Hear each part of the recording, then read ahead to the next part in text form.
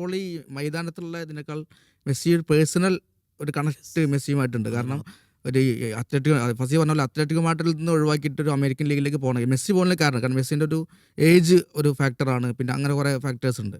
പക്ഷേ ഡിപ്പോളിന് ആൾ 31 സമയത്ത് പിന്നെ ആൾ കരിയർ പ്രൈമിൽ നിൽക്കുന്ന അതും അത്ലറ്റിക്കോ നിൽക്കുന്ന സമയത്ത് മെസ്സി മറ്റേ ഇന്റർ മിയാമിക്ക് പോകണമെങ്കിൽ അത് ആക്ച്വലി അതൊരു ഫുട്ബോൾ ഡിസിഷൻ മാത്രമായിരുന്നില്ല. മെസ്സി അയാൾക്കൊരു ആരാധ്യ പുരുഷനാണ്. കാരണം പിന്നെ നമ്മൾ പലപ്പോഴും കണ്ടിട്ട് മെസ്സിയുടെ ബോഡി ഗാർഡ് ആളെ പറ്റി പിന്നെ പറയാറുണ്ട്.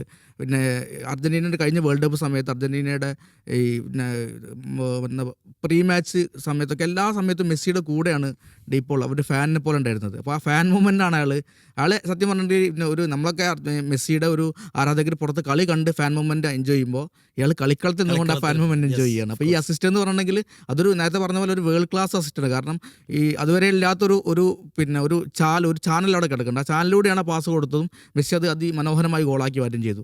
അപ്പോൾ ഈ ഒന്ന് മെസ്സിയും ഡിപ്പോൾ നമ്മളെ മനപ്പൊരുത്തം രണ്ട് ഡിപ്പോളിന് മെസ്സിയോടുള്ള ഒരു ആരാധന ഇതൊക്കെ വലിയൊരു ആ ഒരു കാര്യം കൂടി ഈ ഗോളിനകത്തുണ്ടെന്നാണ് എനിക്ക് തോന്നിയിട്ടുള്ളത്.